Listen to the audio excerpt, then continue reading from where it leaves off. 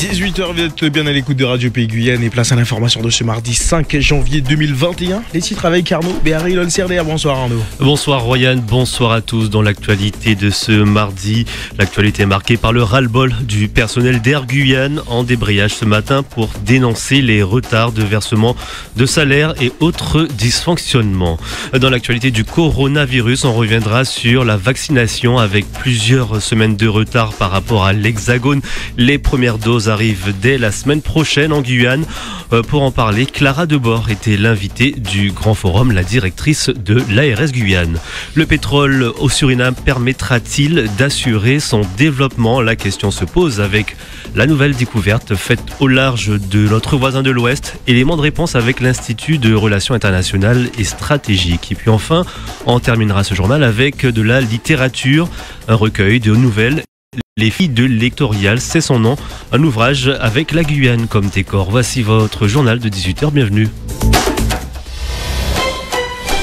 Et bienvenue également aux internautes de Radio Pays sur le Facebook Live. Et vous le disiez en titre, le personnel de la compagnie Air Guyane manifeste son ras-le-bol. Oui, toute la journée de ce mardi, le personnel navigant au sol et administratif a cessé ses activités. Il dénonce de nombreux dysfonctionnements depuis plusieurs semaines et depuis le début de la crise. Les conditions de travail se détériorent, explique Olivier Misère, commandant de bord et délégué du personnel adjoint CNPL Air Guyane. Depuis l'arrivée du Covid, la société Air Guyane n'a pas failli à ses missions et malgré l'inconnu de l'époque, malgré l'environnement anxiogène que nous avons assuré nos missions. Et malheureusement, on est rentré à ce moment-là, comme de nombreuses sociétés certainement en France, dans une ère de chantage, de menaces à la faillite, au dépôt de bilan. Et malheureusement, dans cette situation, ça crée des tensions dans l'entreprise, des souffrances. S'est retrouvé en chômage partiel. Certains services qui, malgré le fait qu'ils travaillaient et assuraient un service, étaient quand même en chômage partiel. On a vu disparaître nos congés, ont littéralement disparu au mépris du droit. Malgré nos alertes à la DIECT et malgré les demandes de la DIECT auprès de notre employeur, nos congés ont disparu et à ce jour, ils n'ont pas été réintégrés. Et le clou du spectacle, notre 13e mois qui aurait déjà dû être payé pour moitié depuis juillet l'année dernière, qu'il serait versé pour moitié seulement et proratisé à l'activité partielle. Olivier Misère, commandant de bord et délégué du personnel adjoint CNPL, il répond à Edmé Doudi. La campagne de vaccination contre la Covid va bientôt débuter en Guyane. Oui, si la campagne a déjà démarré dans l'Hexagone, en Guyane, elle va débuter début mi-janvier. Les vaccins arrivent sur le territoire le 12 janvier, plus précisément pour un début de vaccination le 18. On rappelle que cette première étape de vaccination concerne les résidents et personnels d'EHPAD en premier lieu. Les services de santé se préparent activement, explique Clara Debord, la directrice de l'ARS Guyane. Elle était l'invitée du Grand Forum. On prend le temps de se préparer et de discuter avec les professionnels de santé, avec les professionnels des EHPAD, puisque les doses n'arrivant que le 12, ça nous laisse encore un peu le temps de nous préparer. La stratégie vaccinale a déjà un petit peu évolué, puisque au début, on ne parlait que des personnes, des résidents des EHPAD et des patients d'unités de soins de longue durée. Et puis le gouvernement a décidé d'accélérer un petit peu la campagne et de faire profiter les professionnels de santé de plus de 50 ans de cette première phase de campagne immédiatement. Et donc ça, on l'a su il y a quelques jours. On ne l'avait pas prévu jusqu'à présent. On avait prévu que ça se passe en février seulement. Donc on accélère un petit peu le travail et les futurs centres de vaccination. On imagine plutôt de commencer par des centres de vaccination en milieu hospitalier. Oui. Pourquoi ? Parce que chaque vaccin a ses différentes conditions de conservation, de distribution. Et donc celui-ci a plutôt un fonctionnement lié au mode hospitalier.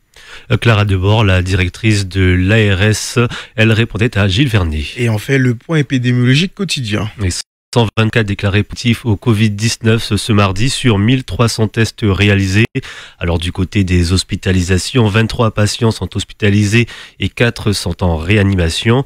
Et puis on le rappelle, au total, on compte 13 497 cas positifs et 72 décès depuis le début de l'épidémie en Guyane. Le préfet rencontre les élus locaux. Oui, après Sandra Trochimara, la maire de Cayenne, Thierry Kefelec, le nouveau préfet de Guyane, s'est entretenu avec avec Gabriel Serville. Le député de Guyane lui a présenté les grands enjeux en rappelant leur caractère urgent.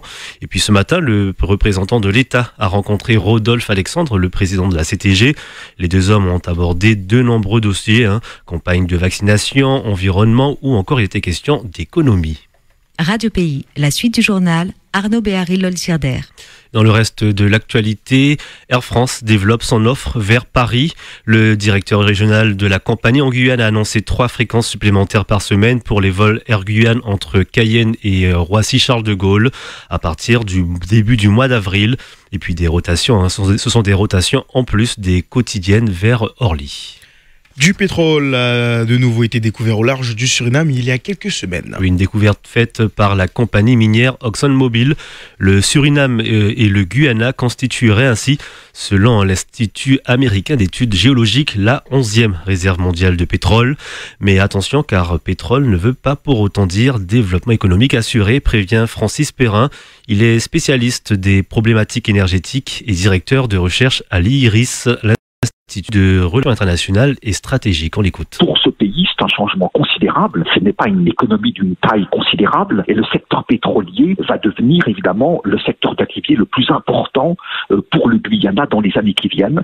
Ensuite, le défi, c'est comment faire en sorte de bien gérer le secteur pétrolier, de bien redistribuer les revenus du pétrole pour que cela profite à l'ensemble de la population. Parce qu'on sait que gérer des revenus pétroliers, l'exemple de plusieurs pays en développement l'a montré. Pensons au Venezuela qui n'est pas trop loin. Le Venezuela a les plus grosses réserves pétrolières du monde. La situation est absolument catastrophique. Donc pétrole ne veut pas forcément dire bonheur de la population. Ça peut être le cas, pensons à la Norvège. Les Norvégiens ne se plaignent pas d'avoir du pétrole et du gaz en mer du Nord parce qu'ils ont su gérer et redistribuer ces revenus. Donc le grand défi pour le Guyana et plus tard pour le Suriname, c'est d'utiliser les bonnes pratiques faites dans des pays producteurs. C'est le grand défi du pétrole et du gaz pour ces nouveaux pays producteurs dans les années qui viennent. Francis Perrin, spécialiste des problématiques énergétiques au sujet du pétrole et du développement économique au Suriname.